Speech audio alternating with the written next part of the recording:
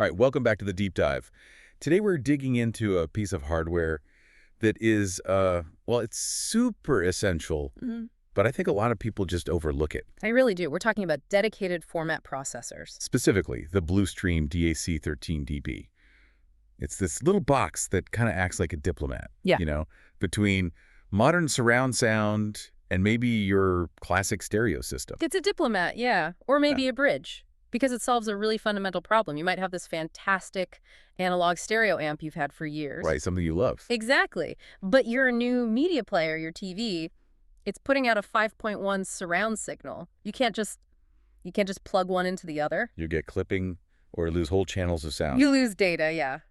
This little box is that intelligent bridge between the two. And it's not just any bridge. We're focusing on how it downmixes the two big ones, 5.1 Dolby Audio and DTS Audio. It takes all that complexity and just simplifies it. But without sacrificing quality, that's the key. Okay, so let's talk about that process. Its main job is taking 6 channels of sound. Left, right, center, the 2 surrounds, and the subwoofer. Yeah. And it intelligently squashes them down into just 2 channels, stereo. Right. A left and a right channel that you can actually use, and it makes that signal available on all its outputs, optical, coaxial, and the analog ones. So format support, we're talking PCM stereo, of course. Yep, PCM 2 channel. But it also handles Dolby Digital, both the 2 channel and the 5.1 versions. And DTS as well. DTS 2 channel, and 5.1.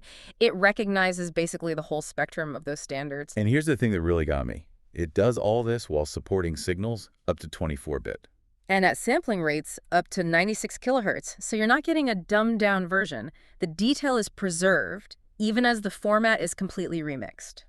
That's incredible. So let's talk about connectivity, because something here feels a little counterintuitive. Okay. It's a DTAG, right? A digital-to-analog converter. Its job is to give you those analog RCA outputs. So why does it also have digital outputs? If it's converting this signal to analog, shouldn't the digital stream just stop there? That is a fantastic question. And it's because it's better to think of this as a digital stream processor first and a DAC second. Oh. The first thing it does is take that incoming 5.1 digital stream and process it, downmixing it into a really clean 2-channel digital stream. I see. So the conversion to analog is the final step. It's one of 3 final steps that all happen at the same time. All at once. Simultaneously. It outputs the analog stereo for your amp.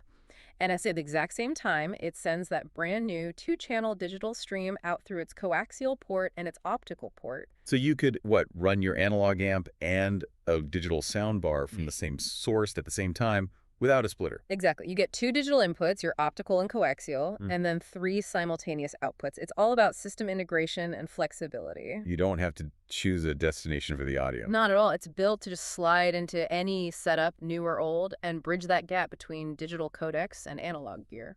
That really is its core job, then. It's there to make sure that the modern formats, the complex ones, can play nicely and, beautifully with the high-quality stereo setup you already have. It is. It's a dedicated problem solver. And that really gets you thinking. Well, here's the final thought for you.